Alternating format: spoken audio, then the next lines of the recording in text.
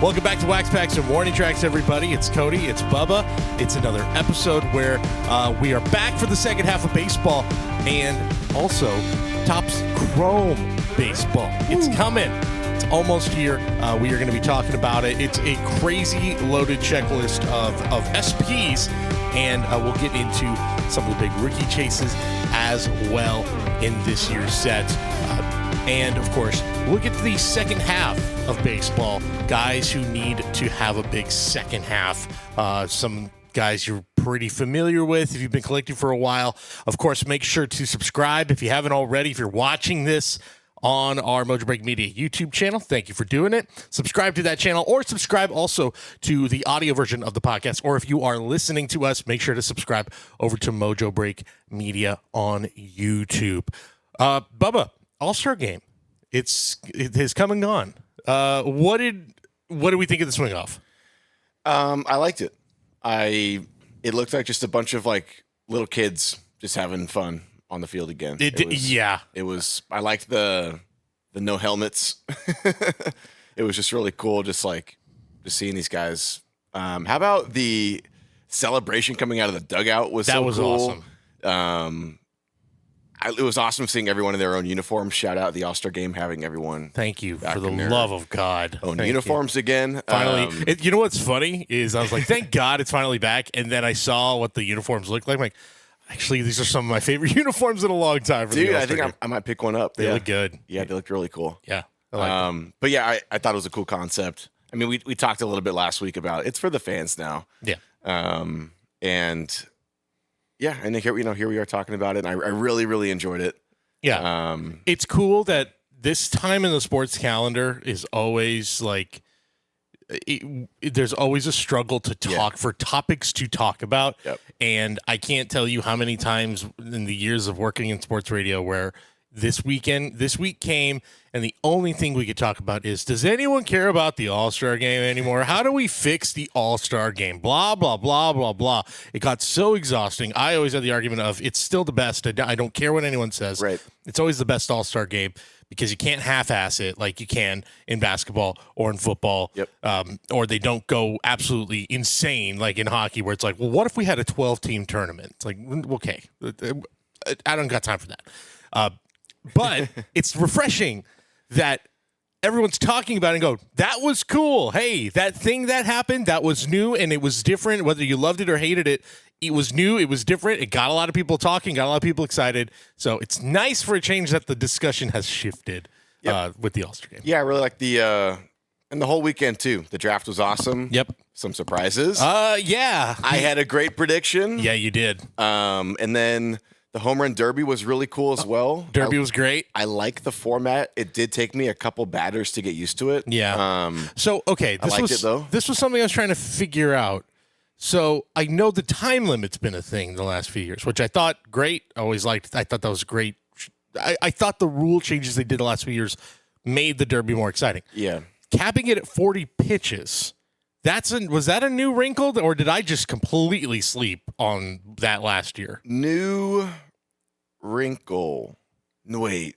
It may have been last year. Okay. For the first year. Because I don't recall that last year where it was like, now it's not only time, but you only get 40 pitches. I thought, whoa, that's new. I felt like more often than not, too, it proved to be right on the money.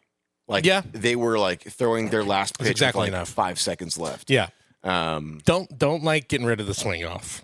That's something I was not a fan of. I know. And I know it really backfired on him with the Brent Rooker versus Cal Raleigh, and it was like by literally a quarter of an inch. How about ironically, the more specific they got with how was the more BS it seemed. Yes. It's just tell me he won by a foot. Don't tell me, he won by a tenth of an inch. Yeah, that to now me I'm it's like.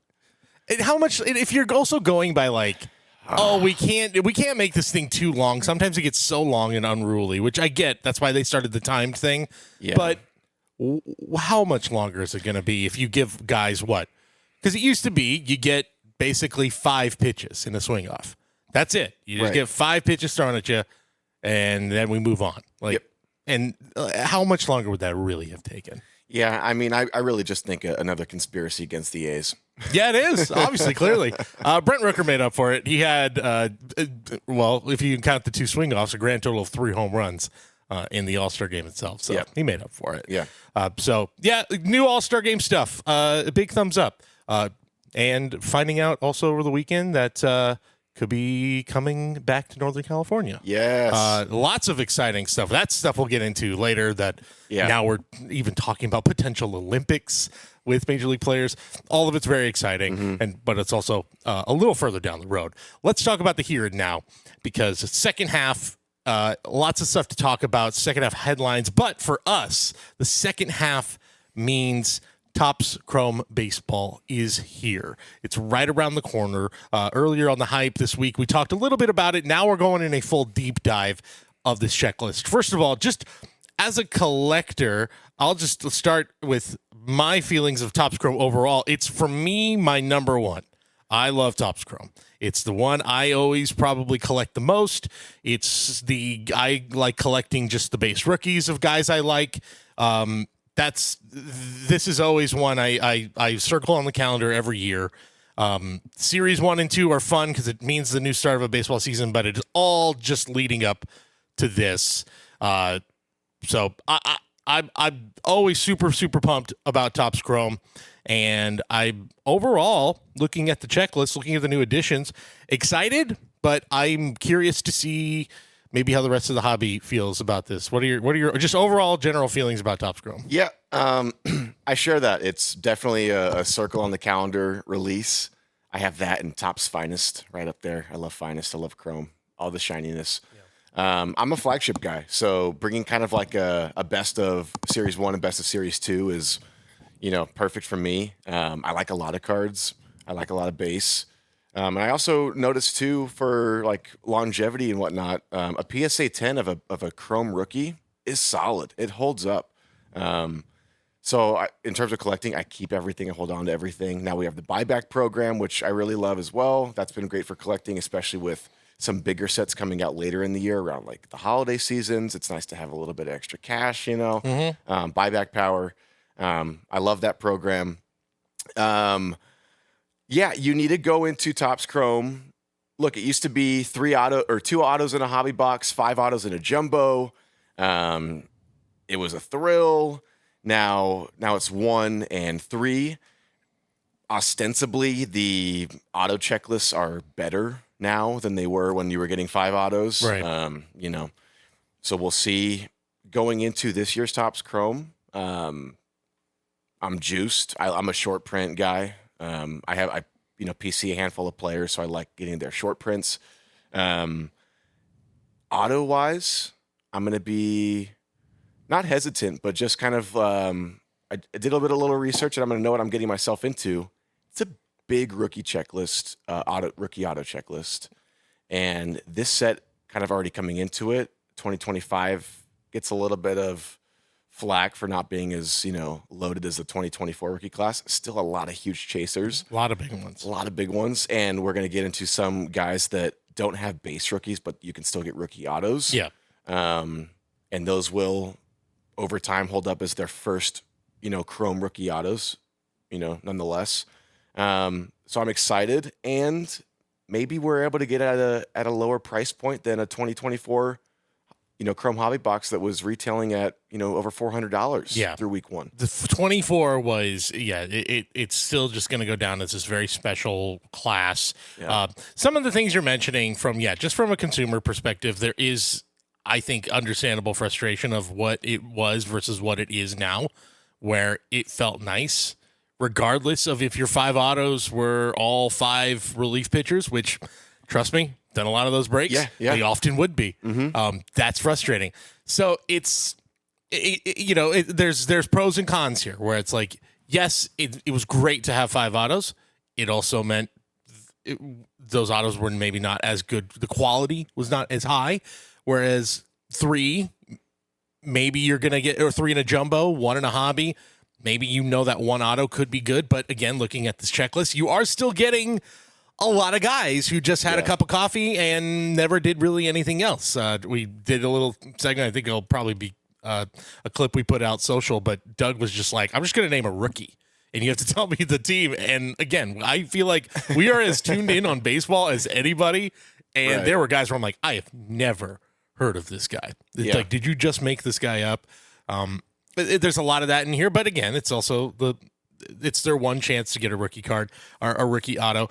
But the way you kind of mentioned it, the way they're making up for it is SPs, which has been something they've been implementing a lot more the last few years. We saw it last year a lot more with stuff like the Helix stuff. Let's Go has been one of those SSPs that's been really popular. Fanatical. Really cool one. It feels like, and I want to hear your perspective, because I think looking at this checklist, looking at what's being pushed, looking at what's being promoted, it feels like they're going even a step further into like, let's go all in on the SPs, all in the SSPs, which that's the value proposition here is, are you okay replacing two of those, if you're buying a jumbo box, two of those autos with potentially one of these SPs or a better chance at some of these? Some old school collectors, and I get it because baseball collectors are guys who hunt autographs first and foremost, I think, more than any of the other sports. That just isn't as exciting and enticing, but also getting a look at some of these cards the last few years, I think some of these look fantastic, and I'm interested to see how some of these cards look in person. So yeah, SSPs and SPs, they're here, man. They're here to stay. Yeah, it's cool to see. I mean, I'm looking right here, Power Players, Hobby Masters. That may have been in the Topps Chrome basketball release. Is that a throwback? I believe, it's a throwback. That's a throwback. Yep. Really good looking too. Kind of reminds me of like what's it called? The flashbacks, the finest flashbacks kind of look. Definitely and feel, has a finest flashback look. Which I love. And also I love seeing the home field advantage on the checklist again. Chrome HFA, and I think they're like a bona fide case hit now. They are. Yeah. They're a lot harder to pull in over Chrome 1,000 packs or something to get one in a hobby box. I love HFAs. And like I said, like I'm big PC guy. So to see a Corey Seager across like 5 different SPs. Yeah. I love it. I love it. I love that Helix. That's one of my favorites, to be honest. HFAs are one where I've kind of had like a love-hate relationship, because it is exciting to still pull them. But there is still, and Helix kind of goes in the same category. I do like the redesign this year where it's got Helix right at the top. Yeah. I think that looks better, but it certainly was like, it's Topps Color Blast, it's Topps Downtown for these ones.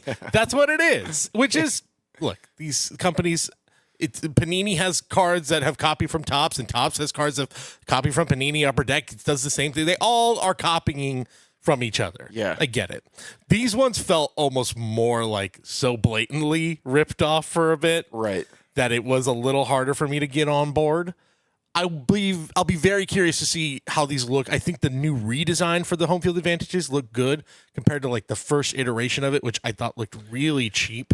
Yeah. And so I'll be curious to see how the Chrome, maybe it ups it for me.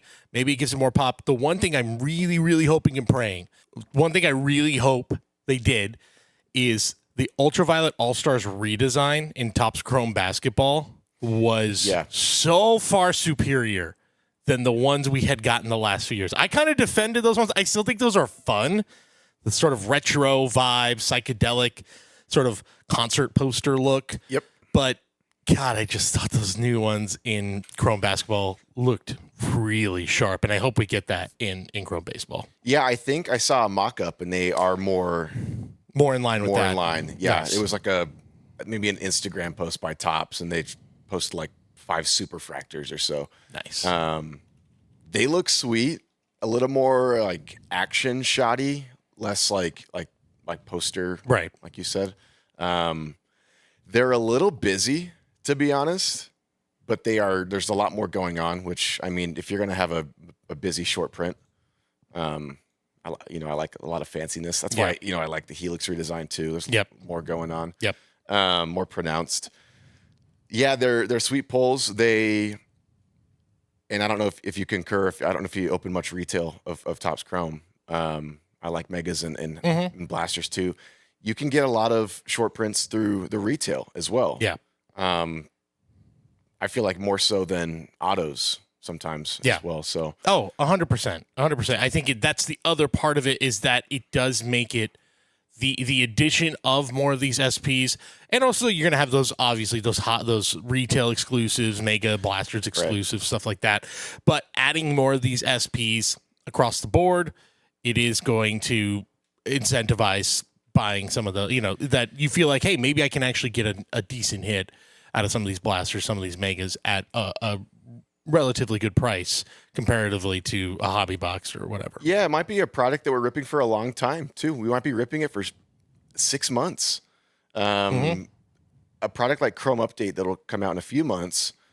A few big cards get hit and it kind of falls off. Yeah. People stop ripping it. Well, the only thing really that keeps Chrome Update afloat is the rookie debut chase. So with all these short prints, it's like if I see a value blaster or something in October, November of Topps Chrome, I'm like, hey, I might get an ultraviolet. I might get an HFA. And look, this might into something. This might also speak to just the amount of product we're actually being given at a certain time, and this is where maybe ask Doug and Dan of like, well, this is all indicative of just what we're getting. But I can tell you, the last few years, that it used to feel like, oh, Topps Chrome, there would be a few still on the shelf by the end of the calendar year, whereas this year it feels like those boxes are gone a lot faster. Again, there might be allocation stuff going on too that I know that is going to be a big part of it, but I think in general this stuff still is selling just as well, if not better, the last few years than it had. But again, I know there is definitely. So I'd be curious, if you're watching this video, let us know in the comments just your general feelings of like where this product was 4 or 5 years ago to where it is now. Are you okay with sort of the shift from less auto focused and more SP, super rare insert focused? That's the chase, because the other part of that as well is one of their biggest chases to date. Those, we saw them introduced at the Topps Industry Conference, those gold Logoman autos, right? The award winners, the MVPs, the rookies of the year, not Luis Gil, by the way, who has he played at all this year? Is that why he just doesn't have one? Am I crazy? Oh gosh, I'm looking right now. See, Yankees fans are, he has not played this year. That is why he doesn't have one. So he would have had one. Right. As the rookie of the year from last year. So it's Judge, Ohtani, Skeens, Skubal, and Chris Sale. All have one. That is the gold patch Logoman. That is a game worn Logoman. They must have worn that like for opening weekend or opening day. I feel like I've seen recently Ohtani wearing one. Okay, see, this was the thing. So are they wearing them every game? I have tried to figure out exactly, like, I should have been looking for it more. It's Harmon Killebrew is gold. Yes, the classic MLB gold logo, and I believe it's the one right on the back of their jersey. I'm now looking at pictures of Shohei Ohtani from this season, trying to find an image of the back of his jersey. You might run into trouble if you search like Ohtani backside or something. Yeah, we don't want to do that. We don't want to make we don't want strange results coming up on the company Wi-Fi here. But there it is, right there. I'm looking right at it. Okay, here, I'm going to put it up on the screen because it's just something I don't think, if you're not looking for it, you're not going to notice it. Yeah. But there it is, right here. That is clearly a gold logo. And that's him pitching. So this is a recent photo. Mm-hmm. So they must be wearing this pretty close to every day that they're out there. Yeah, and the one I remember seeing was on an away jersey as well. So I mean, they're wearing them every day. Yeah. So they're wearing these all the time. But it's interesting. There's only the one for now. I'm curious what they're gonna do with the rest of these, if they do anything with the rest of them. They've never cut up a Logoman, right, and put it into a patch. No. Never. No. What do you do? I mean, you know that there's no way they're going to let, however we calculated it, I remember on a previous episode of like how many jerseys are they going through a year? Mm-hmm. And, it's, I think we saw it was like some like 25, 30 or something like that they go through in a given year, depending on, certain things or depending on away jerseys, home jerseys, alternate jerseys that get messed up or get broken or get ripped. Yeah, is a Bobby Witt, Chandler Simpson, stealing 50 bags a year. Right. How many are they going through? Right. As opposed to a DH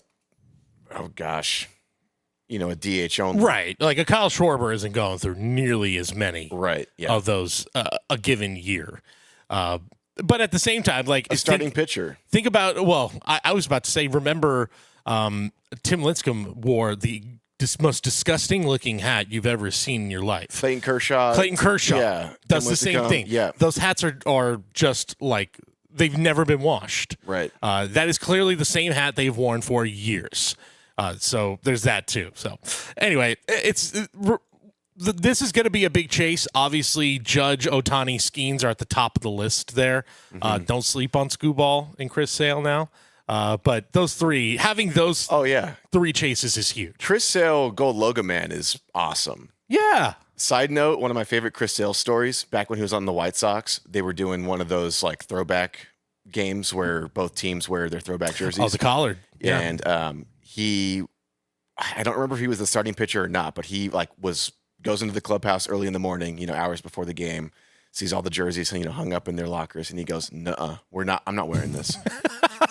Finds scissors, yes, and cuts up everyone's jerseys. Yep, and is like, "Hey, we're not wearing these." Gets a huge fine, and they didn't wear them. I mean, yeah, at that point, he's tampered with it enough where they can't wear it. And like Chris Sale wins, and like the fine was probably like tens of thousands of dollars. They've never worn those since. And those were also jerseys where the part they didn't do, shorts.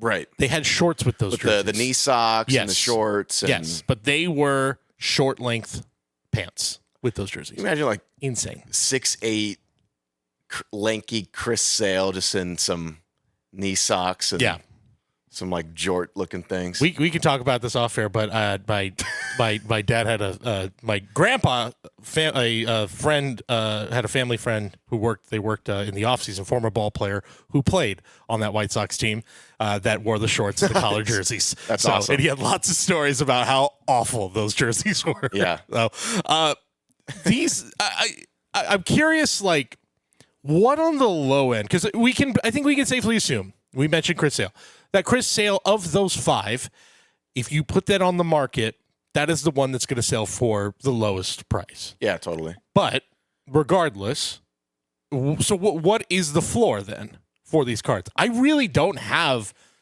any clue. There really isn't like a clear comparison to make of like, this is a similar card. Like, I really don't know what these cards are going to go for. Well, so maybe rookie debuts. Where do you find Logoman? You find him in Dynasty, Definitive, right? Diamond Icons, now Inception. So in terms of, how about a Skeens Ohtani Logoman across all now 4 or 5 of these products? Mm-hmm. Where does the Topps Chrome Skeens or Ohtani rank? Is that at the bottom? I would like to maybe see another couple mock-ups. Perhaps I'm liking it more than an Inception because it's a little more flagship. Mm-hmm. The Chrome brand's more collectible. So is a Ohtani Logoman from Chrome more collectible than an Inception Logoman? Maybe it's rising the ranks. Then is a Sale Logoman better than the worst Inception Logoman? Right. Well, I've got right here. This is from a few years ago, October of 2022. This is a 2019 5-star Chris Sale MLB jumbo patch, about $1,000. It looks like it was a buy it now, so give or take $1,000 for that card. 22 healthy hobby market. That's the thing, very very healthy. where singles like this were going for a much higher price than they probably would now. That said, that has a patch with it. Yeah. That said, this is a different tier. This is in that top tier type of card, which these cards are doing well right now on the market. I think whatever a traditional Logoman would get, up it by, take it up by, I don't know, maybe another minimum 10-15%. I think the Chris Sale Gold Logoman will be more than $1,000. I do too. Yeah. I think we can safely say that Gold Logoman will be the best non-Bowman of his career.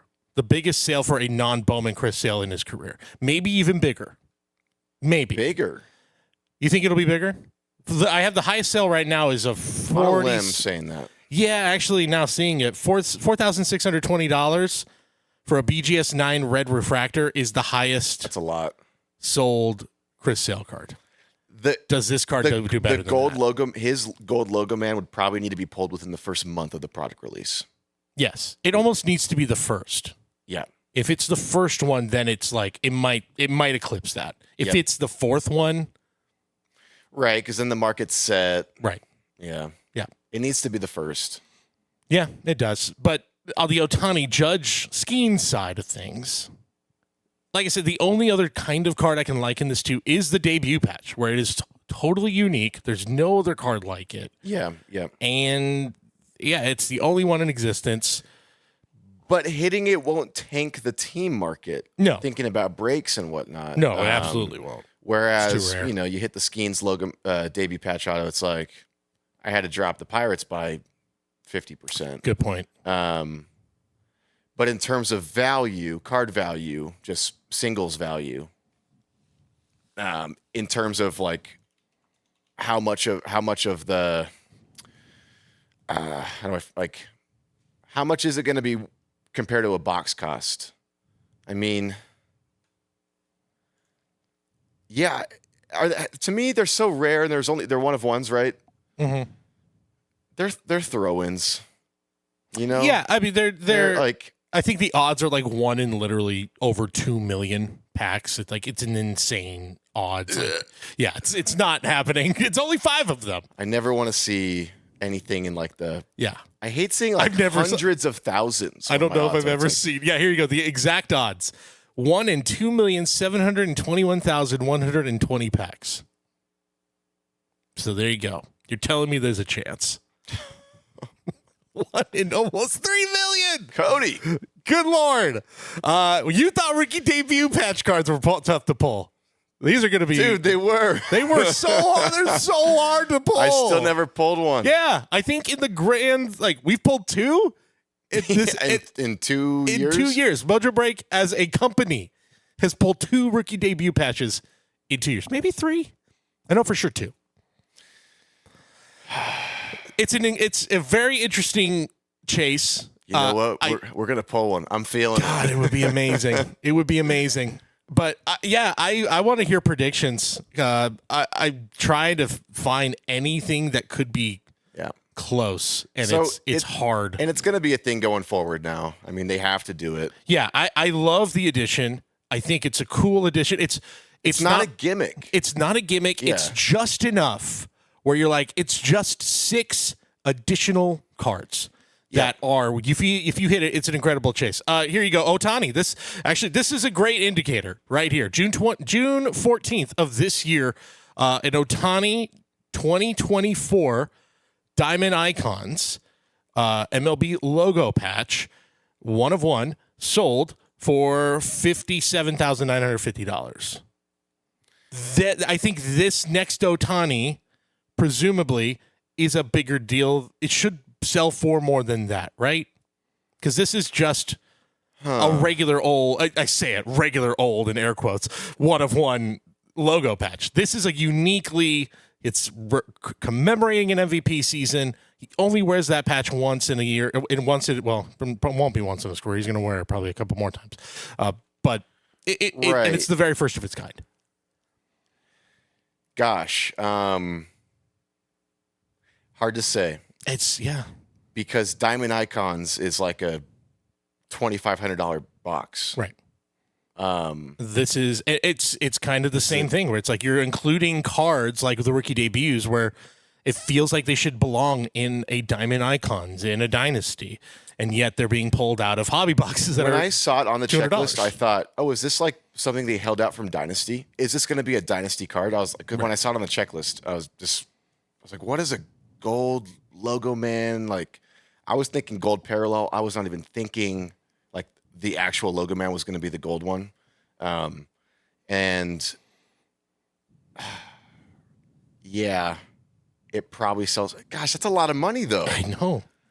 It should be more, but it's really hard to say. It should be more. If this card sells for about $58K, I think the Ohtani, which my guess is the number one of these cards. Yeah, maybe low key, maybe Skeens.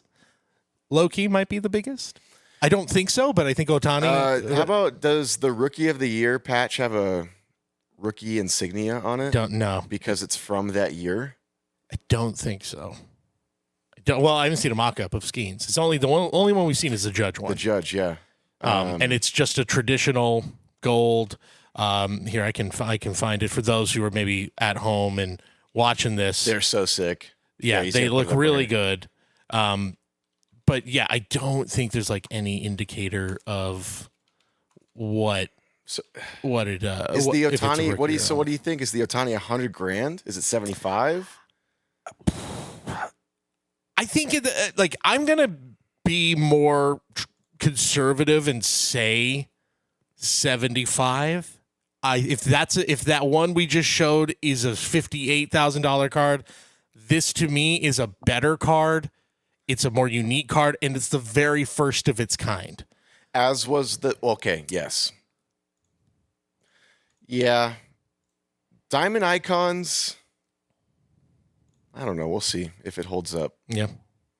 It's a cool set. A lot of cut autos in that set. I'm trying to think because I brought up the price box price was $2,500, so it should be more. But yeah, it's really just that price because of the hit rate and the Titan checklist. Not necessarily. So and then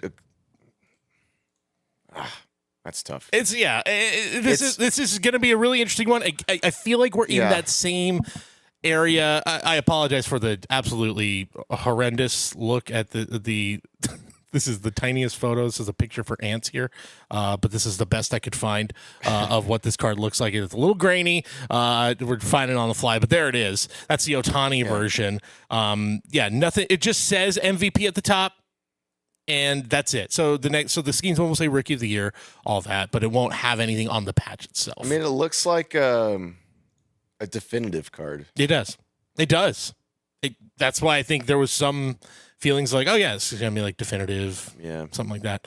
Yeah. Let us know your predictions if you're watching this video on Mojobreak Media. I would be really, really interested to see what people think these cards go for. I think we're in that rookie debut patch realm with the first year where we had no idea what these cards were going to sell for, and I think the market kind of felt that way too. It wasn't until year 2 where I think there was a better class of rookies, a stronger class of rookies, where the market started to set itself a little bit, and obviously the Skeens sale was historic. So I think though this won't be like that first year rookie debuts because these are all big stars. Yep. They're all big names. Yeah, and they wear them 162 games, whereas the debut patch was 1 game. That's the other thing.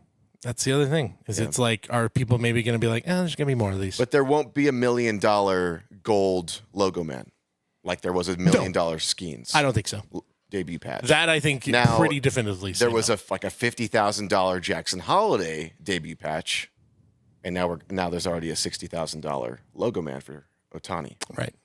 And there are many more Logomans. Many more. Many more. I mean, he has almost 10 seasons now. You add the incentive of this is 1 of 1, this is MVP, all this stuff. 75. I think that's a good spot for this card. I'm gonna say, just for the record, I'm gonna say under. Yeah. And I hope it's more because it should be more. Yeah, it should be more. I agree. Topps comes more collectible, certainly more than Diamond Icons.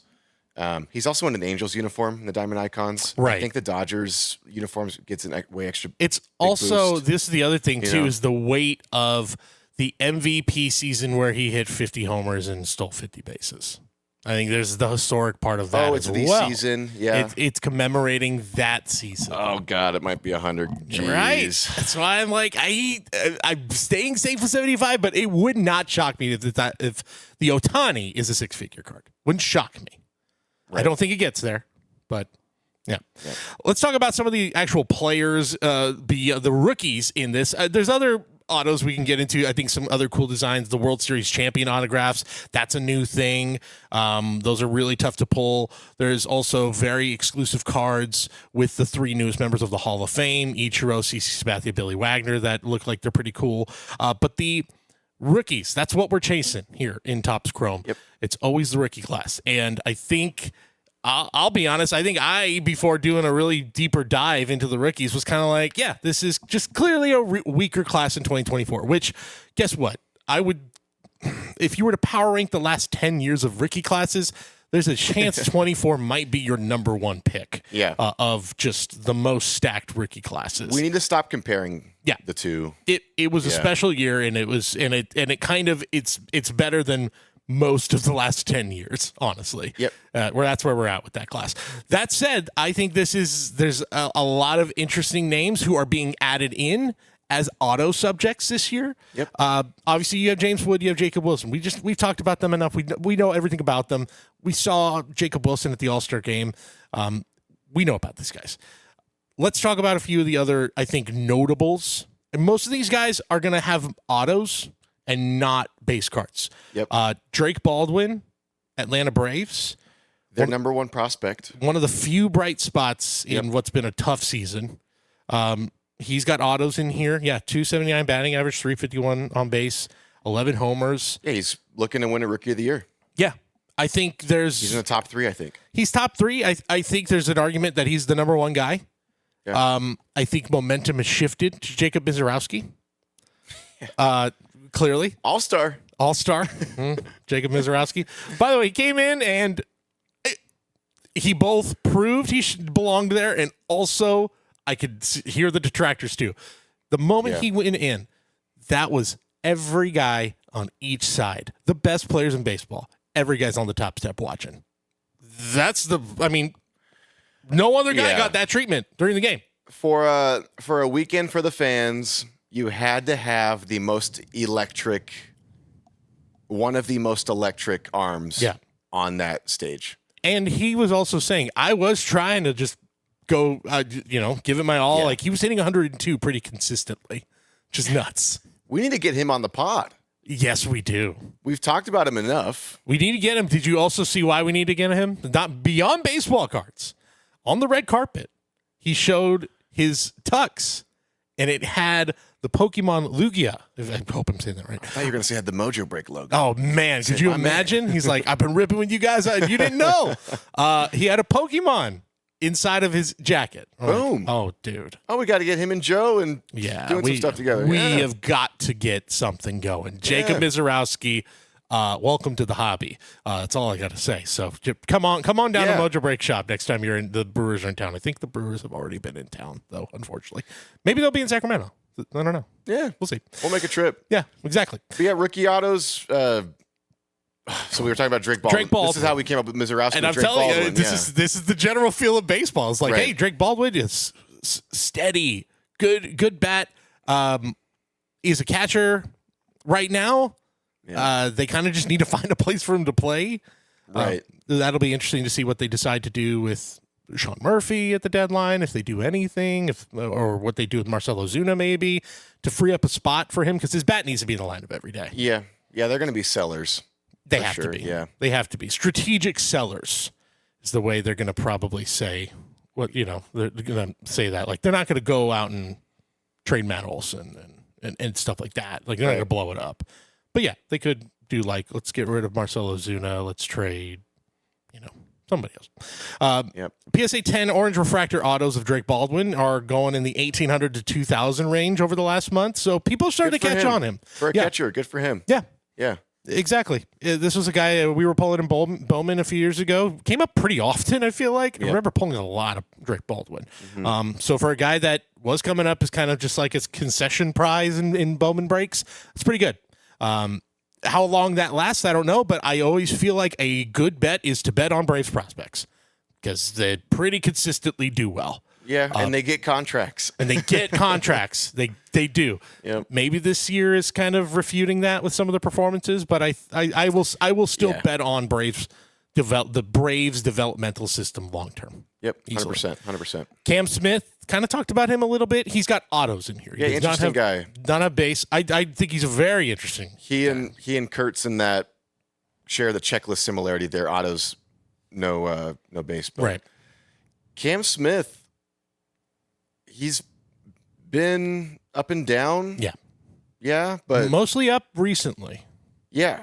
He's a little under my radar. I think that the Astros in general have been a little under the radar.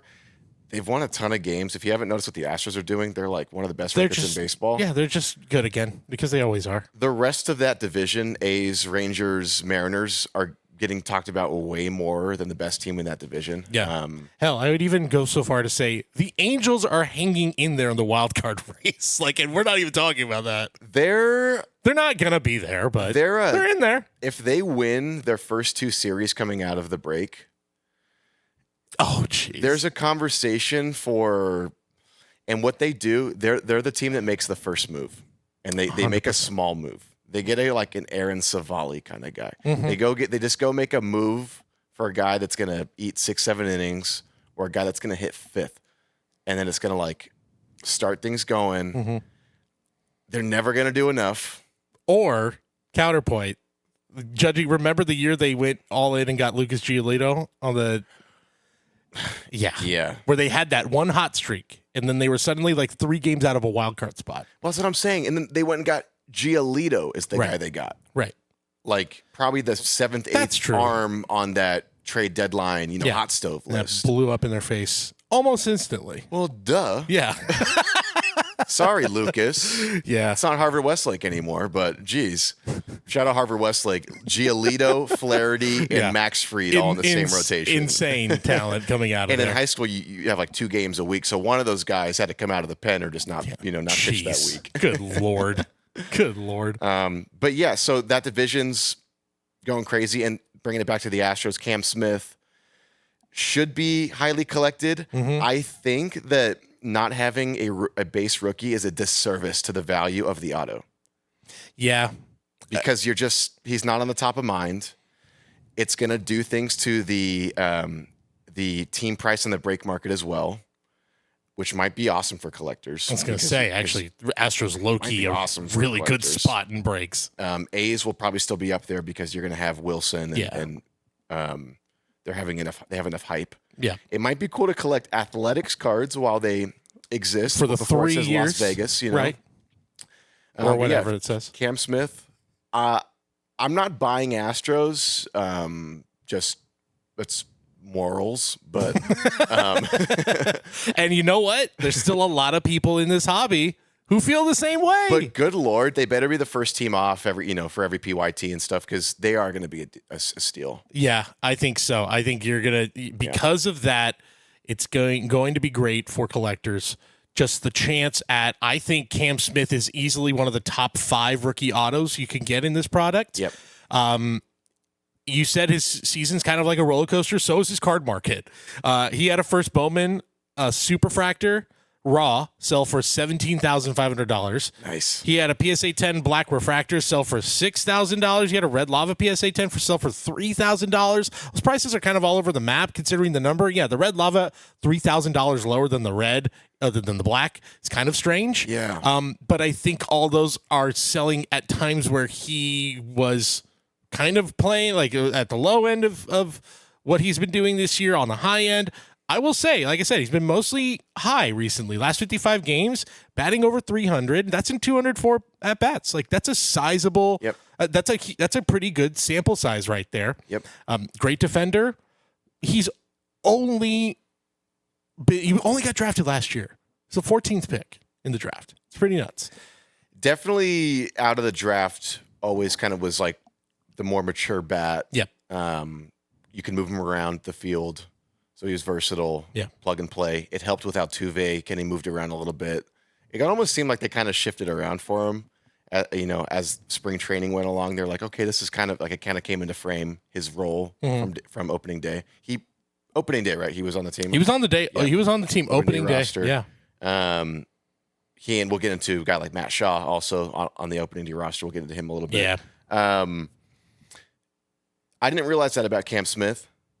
It's kind of crazy how. But yeah, he's either like hitting 220 for a couple weeks or hitting 320 for a couple weeks. Yeah. And for a hobby market, the 320s mean more than the 220s. What's he at currently? Does he have a recent his sale? His recent sales, those ones right there are all within like the last month. Oh, wow. Okay.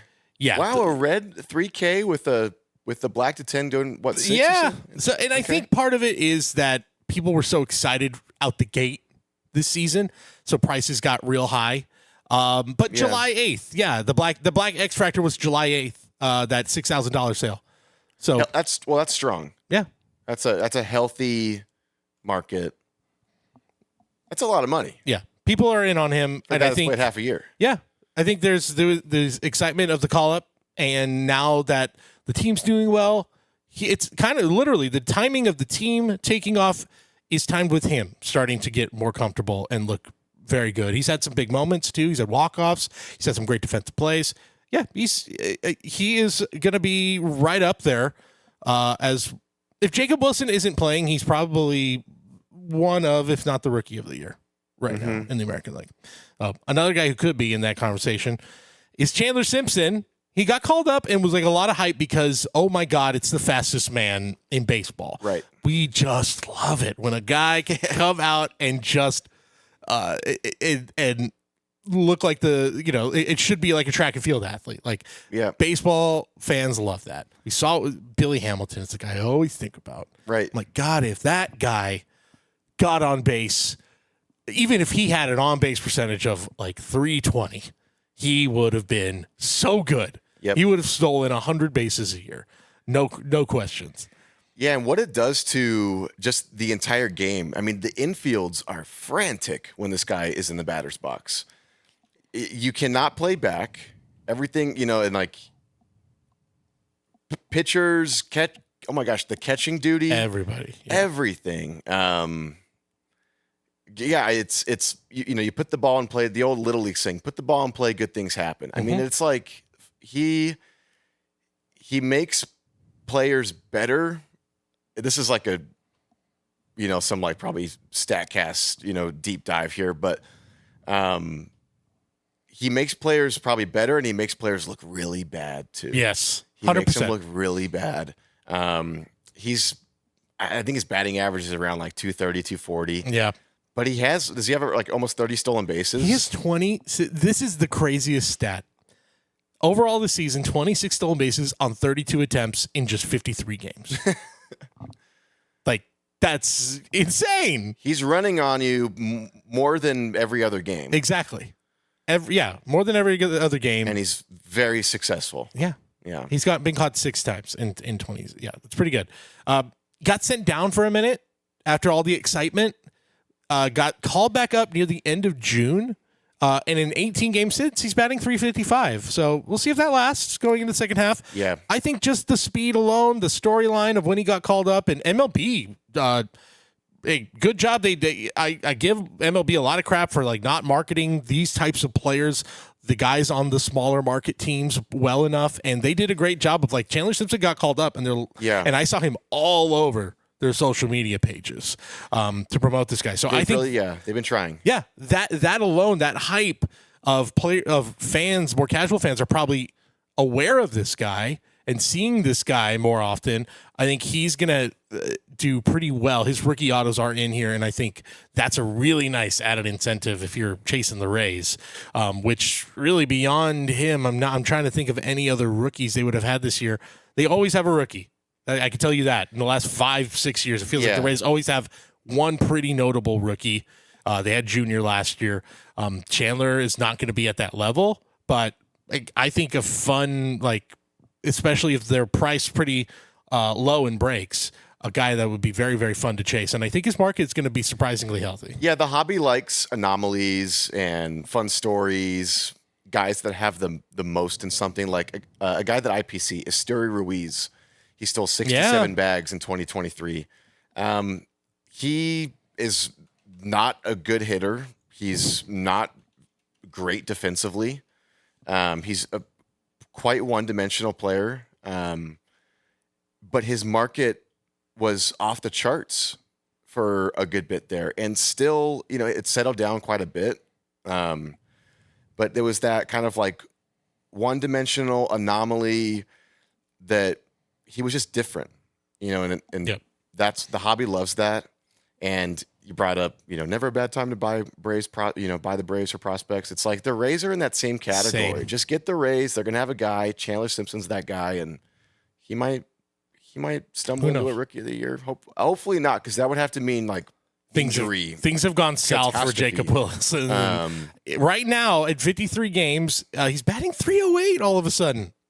Damn, not bad. Yeah, not bad. Yeah, hitting for absolutely no power. No, not only. He has 2 home runs in his entire professional baseball career. So you're not buying him for power. Let's just put it that way. You're buying him to hope that maybe he's going to get you 50, 60, 70 steals a season if he can really click in and be a part of that lineup. Yeah. So and then he'll hit it inside the Parker, and his market will go up 5%. Yeah, exactly. Yeah. Exactly.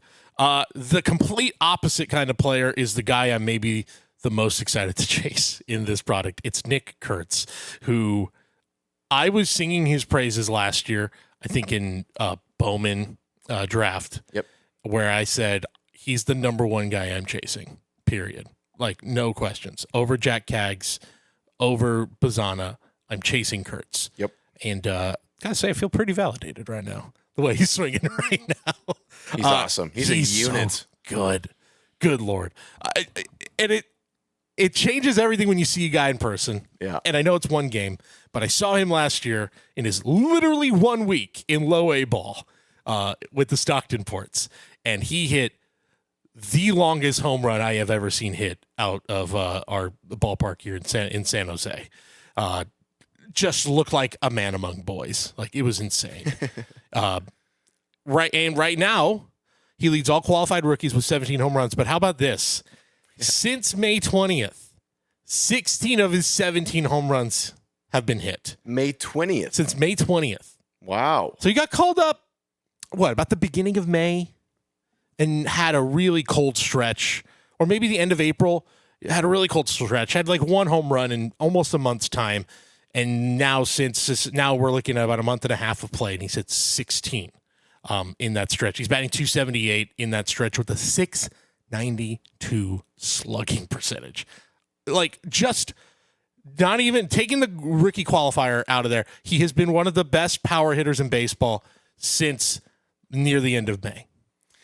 Yeah, and again, small sample size, and looking forward to seeing multiple full seasons, but could be a guy that, like, when he locks in, it's just like, good Lord, just, you can't slow him down. Yeah.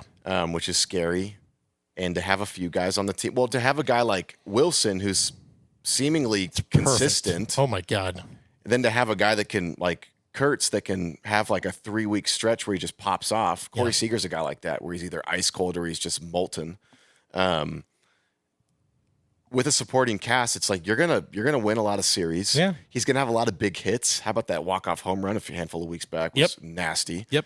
That is, I think, gonna land in a couple days now. I think it's due. Might be delayed actually. Right. A few more days. Yeah, I mean, like that's a fun team to follow. Hobby aside, just in baseball.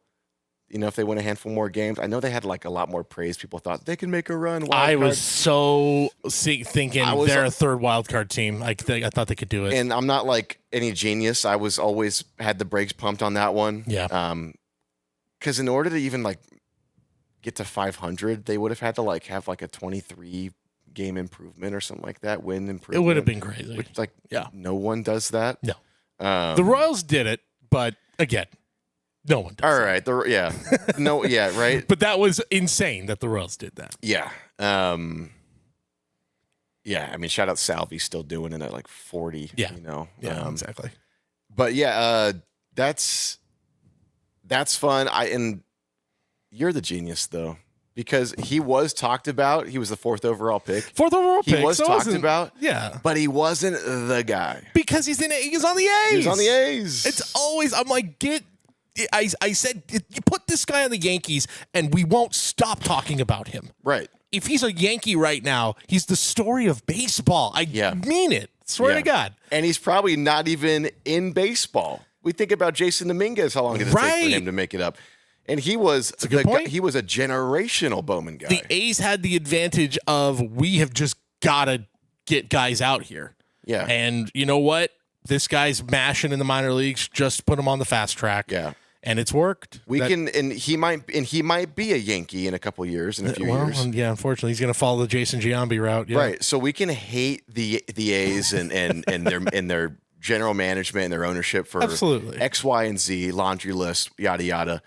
God bless them for the hobby, promoting their guys, and they're playing and they're dogs. Yeah, they to me are the team. If you're in breaks, they're the team. I know the Nationals are still going to be there with Dylan Cruz and obviously James Wood, but for my money, getting the starting shortstop from the American League, who's a rookie, and getting, I think, the best power hitting rookie right now, then no other team offers that for a rookie in breaks. And he's kind of goofy, you know? He's like, he kind of reminds me of like Sully from Monsters Inc. Just kind of just like, badass, but like, just kind of, just like, But you could give him a big hug. Like, Totally. Yeah, exactly. Yeah. Good call.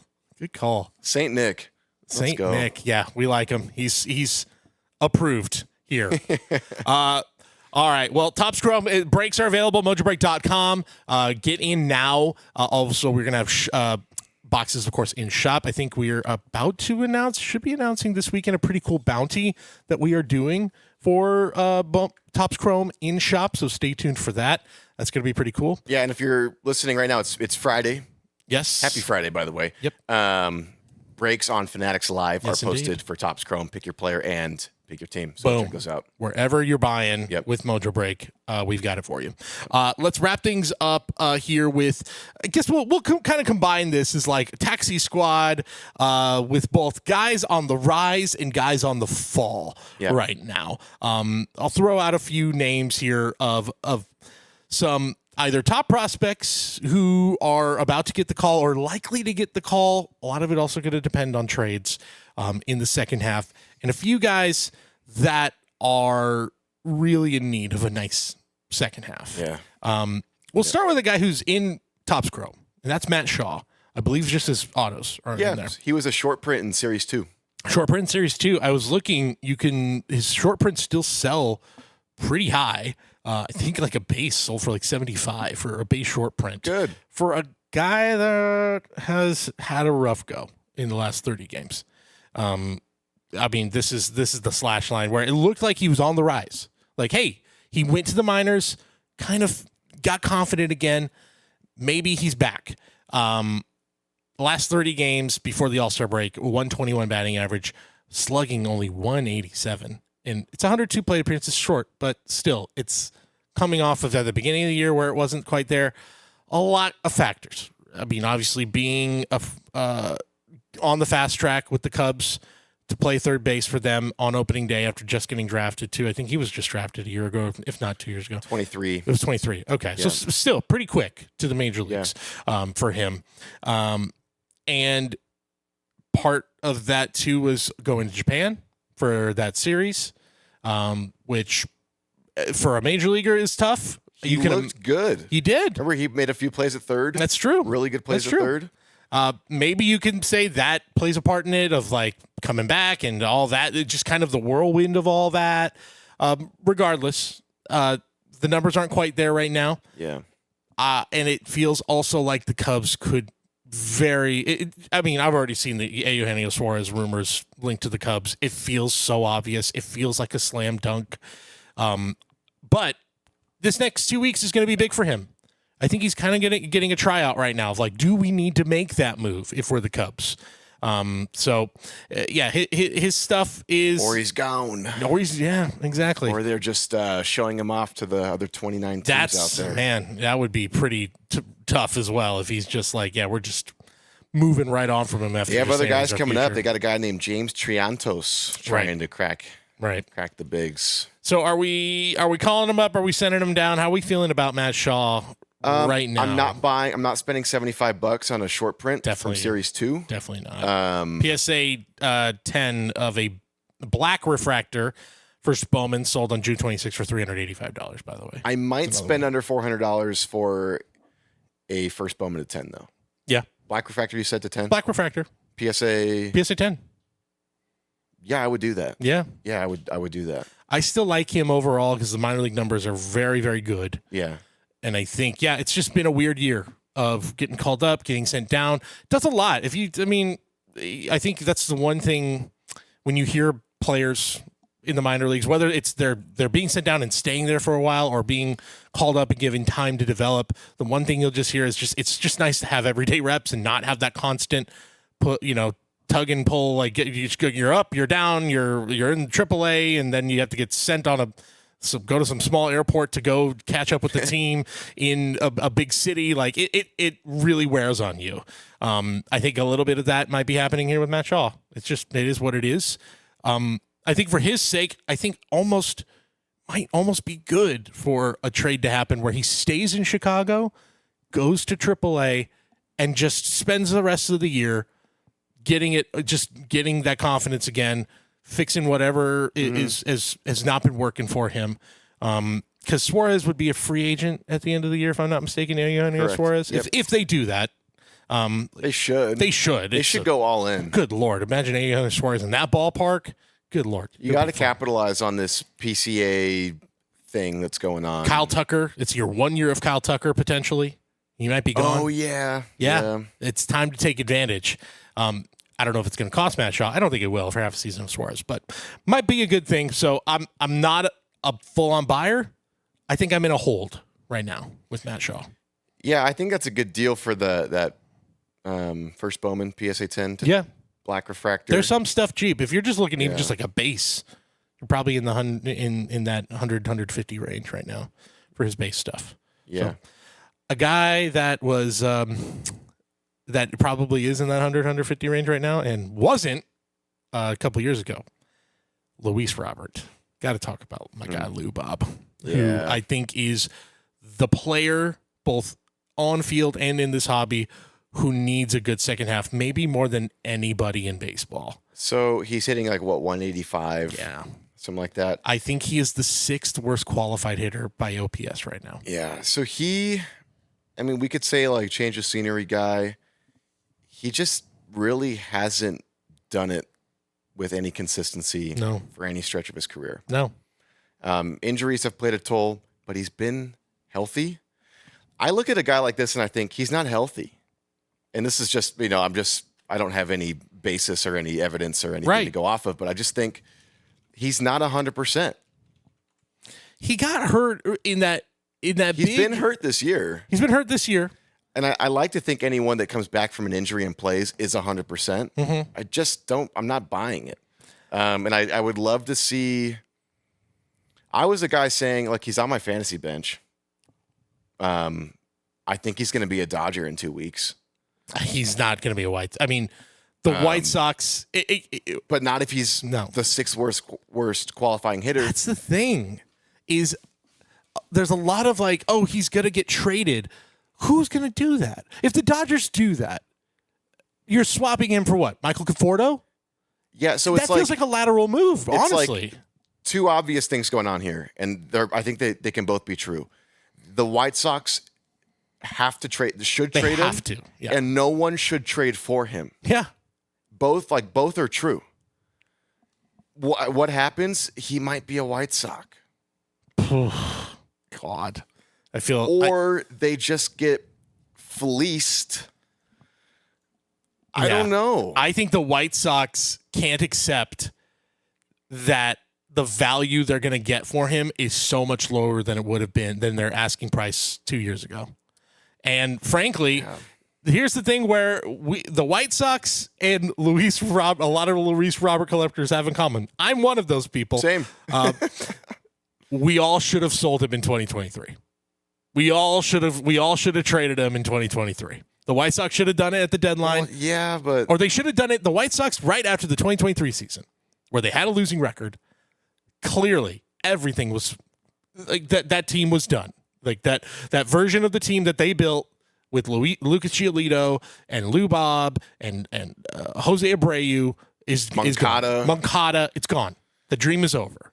And I think they had a hard time accepting, we can't trade Dylan Cease and all of these other guys and Luis Robert. We have to give the fans something, but what good was Luis Robert ever on that team where it's just a bunch of spare parts in Luis Robert?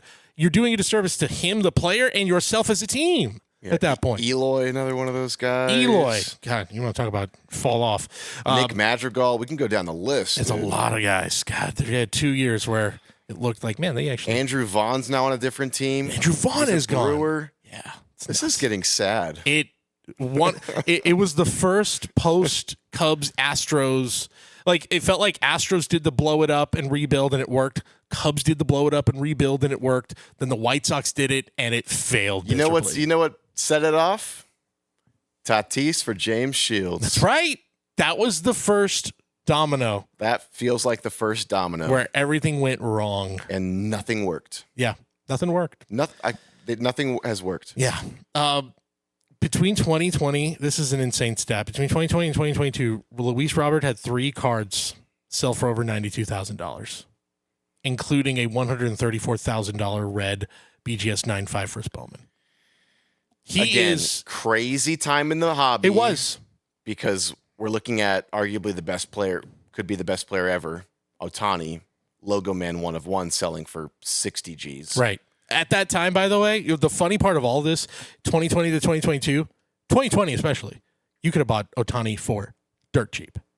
Mm-hmm. It was so easy to get cheap Ohtani. He was that was third year Ohtani. That was the year in 2020 where they shut him down immediately after that first inning against the A's where he gave up like 8 runs. That's right. His arm gave up on him. And they just shut him down. That's right. Yeah. Oh. Yeah, I was sick that day. We all missed that buying opportunity. Yeah, I know. So, obviously you shouldn't buy his cards right now. I think I saw there was an orange. Yeah, what are they doing right now? There was an orange refractor PSA 10 first Bowman that had sold for as high as $14,000, and it's now for $3,000. Can't spend $3,000 on the guy. There's no way I'm spending $3,000 on Luis Robert right now. I don't care what that card is. No shot. Not a chance in hell. I'm not spending it on a super. Here you go. This is the most recent. This is a non-auto, the highest, most recent sale. Non-auto Luis Robert first Bowman blue, sold for $1,859. I'm not buying that. I love that card though. This is everything. But non-auto, no way. If you want to talk about a guy who defines the baseball side of the hobby during that era of the peak blow-up era, it's Luis Robert by a mile to me because he is so. That card is iconic. That card right there, where the one of him in the press conference already says, I'm that dude. You don't even see me batting. You see me getting introduced at a press conference for a international deal I signed because they already know I'm the guy. Yep. And it blew up in their face. That to me was like, because I had been like kind of passively collecting for like 15 years up to that point. Mm-hmm. Getting, a couple sets here. I'd always get my A&G, my flagship, my finest, and a little bit of Bowman. That to me was like, there's a big card in the hobby again. Like, yes, there is a huge card out there again. This is not a game anymore. This is a chase. There's money. There's serious bucks involved. Like there's a huge card out there, and it was that card that for me kind of like kicked it off. I know that like there were. I think you're 100% right. It was like, whoa, that's like the card, and that was cool. 2020 Bowman. He's a rookie now in 2020. That set is famous for other reasons. He has a rookie and a prospect card in 2020 Bowman. Yes. I mean, talk about milking a guy and just, he was everything. He had spanning the globe, I think was the insert, everywhere. Everything. The Cuban Mike Trout. That's what they called him. Yeah. And all of that really, there's still something here. If a team wants to give him a shot somewhere, I still on the field, sure, give him a shot because he's still one of the best defensive center fielders in baseball. That has not changed. He's still an incredible defensive player. Yeah, but you cringe when he dives or runs into a wall. That's it. He's kind of made of glass at this point. But still can't take away great defensive metrics. The thing that will always haunt him, and it's why he hasn't made that leap, is his swing and miss is among the worst in baseball. It has been from the moment he got in the league, and it's never gotten any better. I think he needs to lose the earring, the dangly earring. It's weighing him down. Yeah, George Michael called. He wants the earring back. Barry Bonds rocked that thing. Although when you're Barry Bonds hit 760 million home runs. Yeah, you can do that. You can do whatever you want. Had an argument with his manager and won. Right. And then goes and becomes Barry Bonds. Had two lockers. Had a big lazy boy chair in the middle of the locker room. Yeah. He gets to keep the earring. You're right. Barry gets what he wants. Luis Robert need to catch up. So let's be positive for the last couple. A couple of guys. Let's go over guys who I think are going to have a chance to get called up here in the second half. First and foremost, we got to start with, I think the guy who's most likely to make that leap and be a big story in this hobby is Bubba Chandler of the Pittsburgh Pirates. Excited about him. He is going to, if he gets called up, he'll be the same age as Paul Skeens when he got called up.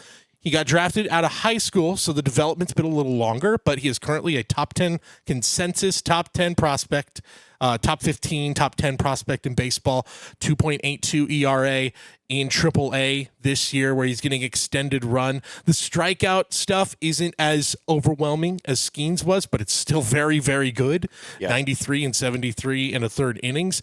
It's hard. It's going to suck to compare him to Paul Skeens, but they are going to get coupled together. But think of him as it's Skeens is one, and you could not have a more solid two than Bubba Chandler, who I think could be a guy who blossoms into a 1A with this team if all goes well. Yeah, there was when Paul got his, they have the videos, like the hidden camera videos when they go into the office, the manager's office, and he gets the nod for opening day. Kind of toward the end of that, kind of like fun meeting, half-heartedly, but with maybe a little undertone of seriousness. The manager, I think it was maybe Shelton at the time, goes, and enjoy it while it lasts, because Bubba's coming up, and this might be your last opening day, your first and last opening day. He's the guy. Great name. Obviously, we can co-sign him for obvious reasons. People on my stream were saying if we did a face mash of Bubba Chandler and Paul Skeens and made a Mexican, it would look like Bubba. It would be you, because he is stashless. But, he is stashless. I think he's actually working on a stash. I think, you know what? The most recent, I got a picture of him right now. I got a picture of him. He's working on it. He's working on it. I mean, if you can, I'll put it up his baseball reference page here. It's a dirty stash. It's not. Yeah, it's not the not in the best. good way. Yeah, anyway, we don't. You know what? We don't need to throw him on the breast and then throw his stash up there. His cards are not cheap. I will say that. Clearly, this is very much this is the guy. This is the guy who's going to be there with Paul Skeens for a long time. They're going to feed off each other. It's going to be great.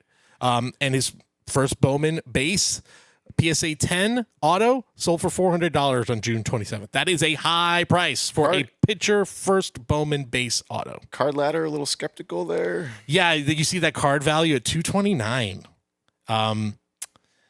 Even if the value there, as we get these stats via card ladder, is $229, that is still a pretty steep price for a first Bowman base of a pitcher who has never thrown a major league inning.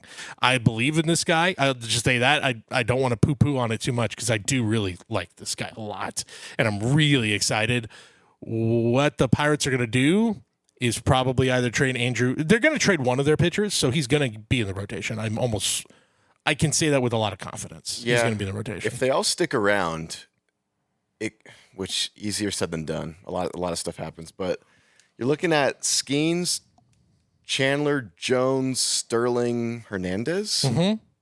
It's pretty good. Sterling's really good too. Levi Sterling. Yes, coming up. It's a lot of good pitching in that Pirates. And we're forgetting a guy, and they're going to draft another guy. Exactly. They're going to trade. Mitch Keller. And then they're going to trade. Yeah, Mitch Keller. I like Mitch Keller. He's still young. He may get traded. Because you got to make room and you get value. Yeah, and he goes to a contender at the.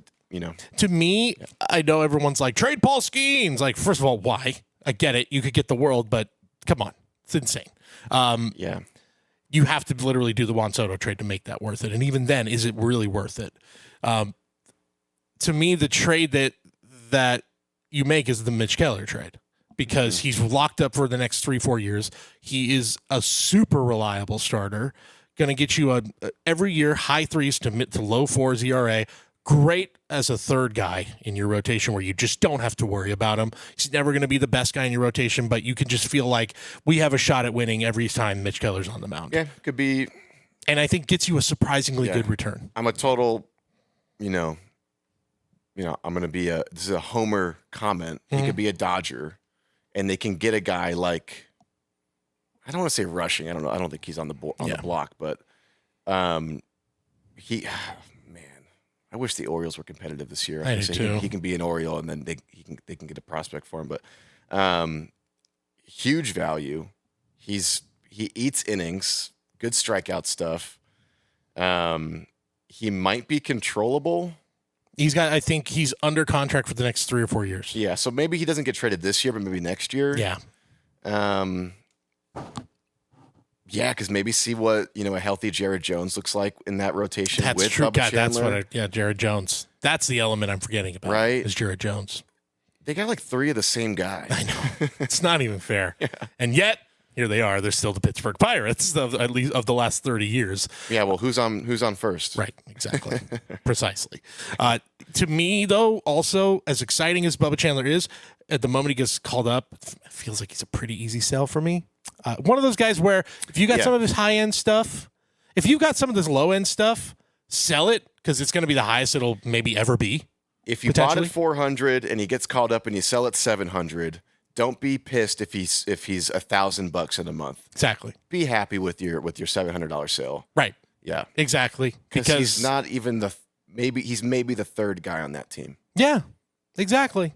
It's number 2. I think he's number 2. He's number 2, but No, you're 100% right. His stuff has to play still. Yeah. We haven't seen him pitch. And you have to, and again, how often do we see a Paul Skeens? Never. It literally happened for the first time in the entire history of this hobby, essentially. And he's going to be compared to unfairly compared to Skeens. Yes. And there is a version. I don't think it's the version that is going to be the reality, but there is a version of him being grouped with in a positive light too. Like, oh, those Pirates pitchers, we pay money for those Pirates pitchers. Yep. Oh, another Pirates pitcher, we're going to pay for him. Yeah. Like we talked about the Rays or the Orioles, just pumping out these, middle infielders that all look the same. If anything, you're right. It's an indication of it going in the future, always get in on the Pirates and always get in on those pitchers because they clearly are doing a good job developing these guys. Part of that is getting the right guy. Yeah. They got the right guy with Skeens. Yankee outfielder, Dodger shortstop, Pirate pitcher. But Chandler, I know he was a higher draft pick. I think he was a third rounder. So still, you draft in the top 3 rounds, you expect this should be a dude for us. But this is a testament to their development staff of getting a high school guy to this level. So last guy we'll talk about, Samuel Basallo, who this is one maybe I'm being too confident in saying I think he's going to get a nice chunk of at bats in the second half. Maybe end of August. We're waiting. Then. There's no reason to keep him down anymore. We're waiting. There really, Where's he going to play? That's what it is. The only reason he's still down there is because he doesn't really have a position. Trade Ryan Mountcastle. Trade Ryan O'Hearn has been a name we've been hearing. Well, I think that's automatic. Yeah. Ryan O'Hearn, and boom, you have a spot open. If you're really like, And the fact is, Hadley's not going anywhere. He's not. I know he's had struggles, but he's the leader of that team. Yeah. Like there's too much value for him behind the plate. So do they shift him over to more of a first base DH role? Just plop him at DH just so he can get at bats. He's got 19 home runs in the minor leagues this year. Really good numbers across the board in his minor league career. Dude can hit. He's a slugger. It's just a matter of time for Samuel Basallo. Again, another where I don't know if I am a full-on buying, obviously. But let's see. Here you go. Gold Refractor sold on June 12th, number to 50. That's a PSA 10 for $3K. At best offer, that comes via card ladder. You got another one that sold for $2,700. A gold shimmer that sold for about $1,300. So, yeah, I mean, those are all hold, for your obviously. Gold. Yeah, definitely a hold. God, the Orioles, they're like the Lord of the Flies, man. Just a bunch of kids just trying to run the show, causing mayhem. Yeah. Yeah, it's a hold. That could easily be like a slam dunk buy because he is very good at baseball. Yes. I don't know. I don't know. I think he's a hold right now, obviously, because he hasn't been called up. Yeah, don't sell him. I'm not even sure. Don't sell him, but because I see Bubba Chandler getting the big bump the moment he gets called up. Given how the Orioles season has gone, I don't know if a Samuel Basallo call-up moves the needle nearly as much. Not as much. Not nearly as much. It will. It'll be a notable thing. It'll be a big deal when it happens. It's still Orioles baseball. Right. Which, I mean, I don't know. Yeah, he's one. I'm apprehensive on, like, passing much judgment because he's another one of those guys. It's like if he was a Yankee, if he were a Dodger, if he were a Red Sox, it's like if he were, But I think at this point, for collectors, the Orioles have a pretty good reputation for collectors, where they've been so present. They'll stay strong in the hobby. Right. I'm just wondering how long that act lasts. They need to start winning games. They have to. They need to start winning. And it's not going to happen. The players need to start winning awards. I mean, yeah. Right now, Gunnar Henderson needs to be an MVP contender. God, he's not. That's a guy where he's having a fine year. It's just such a fall off from, and he had injuries at the beginning of the year, but he started the year with a bad oblique. Yeah. 11 homers in 88 games. He's still doing He's supposed to be a 35-40 homer guy. Yeah, I guess you'd hope that maybe he makes that next leap beyond what, that if he can do that at 23, imagine what he'll do 24, 25, 26. And it hasn't maybe. Yeah, and I'm not like counting him out. More so the shine of, who's the next Orioles Bowman or who's the next Orioles rookie? I think it's starting to wear off a little bit. Yeah, because you had that great year where they won the division. They were the best team in the American League. It was great. Immediately get swept. It was, I don't think they scored a run in that series. Now, part of that, remember when everyone was freaking out of, oh, crap, we need to change the rules. We just broke the playoffs. Year later, that didn't happen. I was one of those guys. Dodgers got swept. I kind of was too, honestly. I still kind of am. Yeah. But then a year passes. They should have been better. Kind of got worse. Yep. This year, another year passes, and they have gotten even worse. Again, can we name two of their starters? No, three of their starters beyond Sugano? I was going to say Sugano. Eflin? Okay. Is he still there? Good question. I don't know. And Rodriguez hasn't pitched. Has he pitched at all? I feel like an idiot. I pulled an eminent of his yesterday and crickets. No, still hasn't pitched. Yeah. Still has not pitched this year. Yeah. So there's that too. He's a good card hobby guy. He's good, but anyway, look, they need pitching. If the Orioles could pitch, I think we'd be more excited about their hitters. Trade O'Hearn for pitching. Yeah. Lots of pitching. Yeah, lots of pitching. They need, just trade him for pitching. Trade Mullins for pitching. Trade Mountcastle for Mullins. pitching. Trade them all for pitching. If they trade, Mullins is like the best player on that team right now. I know. If they trade any of those guys for a bat, it will be a disservice to that organization and that fan base. I didn't pay attention to their draft. I don't even want to look, but they better have drafted pitching. They better have drafted pitching because they need it so bad. Sam Basallo is an exciting player. I want to see him get called up. I think he can mash. It might actually do a lot of help for his market to put him at the DH spot, which is why I'm kind of like hold. And maybe he has a run where it's like they just have him at DH and they're like, just hit. Look, the hobby does not care if he catches. I promise you that. The hobby does not care if he catches. 100%. In fact, they might prefer if he doesn't. Right. They do not want him to be associated with catching. They don't want a C on his card. No. Yeah. Now, it'll be better if it maybe says first base rather than DH. 1B/DH. Yeah, that will be a lot better. So maybe they try him out there. I was trying to see. Yeah. Best thing for Sam Basallo is to play. Just play. And we've been waiting. Yeah, he's ready. It feels like it's just time. I'm looking right now to see how many reps he's had at any position that's not catcher. He's basically half the time catcher, half the time first base DH. 16 games started at first base in AAA this year, and 18 started at DH, and 25 at catcher. So they're still going hard with him as a catcher. I don't think they should. Just make the move. Okay. He's a first baseman. He's a DH. Yeah. And I think he will be in the second half. So hold him, but maybe don't go. Wait for that stretch. Maybe he has a. Right. I don't want to go full on Aristides Aquino with that insane run he had, but maybe he has a run where you're like, wow, he just hit 8 home runs in like. Oh my God. 2.5 weeks. What do the kids say? I just got shook. Yeah, dude, Aristides Aquino. Whoa. Yeah. Whoa. I saw a transcendent rookie auto sell for like $20. Brother, that guy. You want to talk about a guy who took over this hobby for the timing of huge 2019 2-month stretch into 2020. We have no baseball, nobody to collect, and the card market is insane. Aristides Aquino benefited more than anybody else. Oh my gosh. Yeah, absolutely. Crazy. Can I share a quick card story? Of course. A quick aside.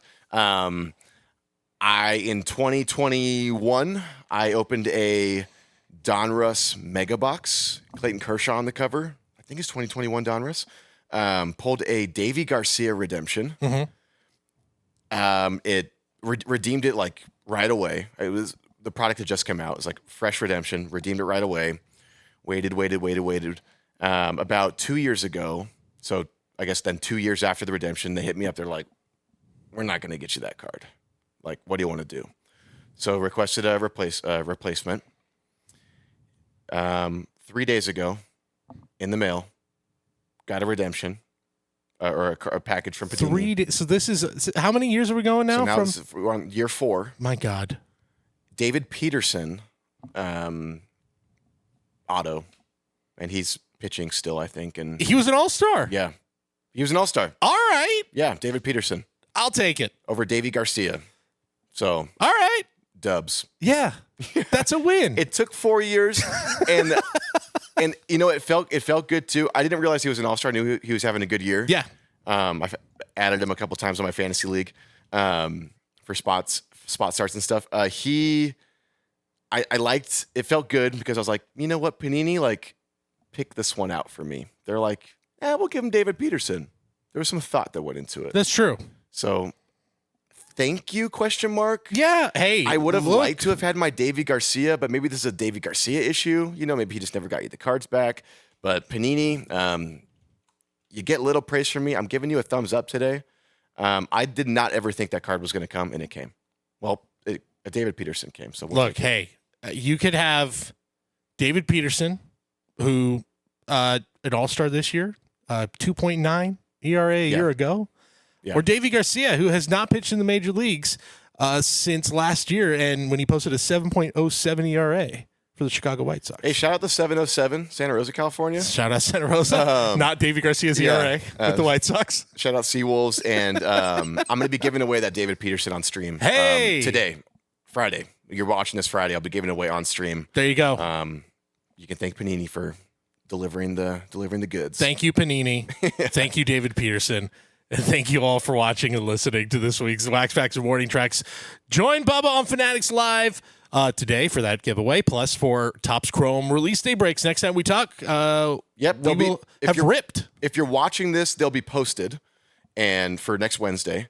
And come join us on Friday. Giveaways, awesome stuff, and thanks for hanging out today. Let's Gonna be fun. Subscribe. Thanks for sharing this too. We've had great feedback. Thanks for throwing likes on it. The comments have been awesome too. Let us know. And as we get into the second half, some big storylines. We're gonna have some really kind of get into focus. Some awards that might be handed out at the end of the year. We'd love to hear from you guys. Does Big Dumper take it from Aaron Judge? Dude, we will find out as the season goes on. If the Mariners make the playoffs, he's going to get votes. He's going to get first place votes. Easily. First place votes. Easily. Maybe not all of them. I think he's low-key the guy right now. People are going to be tired of giving it to Aaron Judge year in and year out. He's the best player in baseball. Unquestionably. I'm giving it to Judge over Ohtani. Unquestionably. He's the best. But still, my boy Big Dumper. The fact that he's there. Topic for another time. Yeah, exactly. We'll talk about it another time. Make sure to subscribe to Mojobreak Media here on YouTube. We got Box Breaks, The Hype every Tuesday. New episodes of this podcast are released to Wax Facts and Warning Tracks every Friday. Of course, also subscribe over on wherever you get audio podcasts. Mojobreak.com. That's your home for breaks. Topps Chrome, Fanatics Live. That's where you can find Bubba. Follow us on Mojobreak over there. Mojobreak Shop and MojobreakShop.com. If you are in the Bay Area, come over to Santa Clara, Mojobreak Shop. Big things happening at the shop. Very, very exciting time. So all of that stuff, come hang out with us. Come break with us. All that good stuff. We'll see you guys next time here on Wax Facts and Warning Tracks. See you.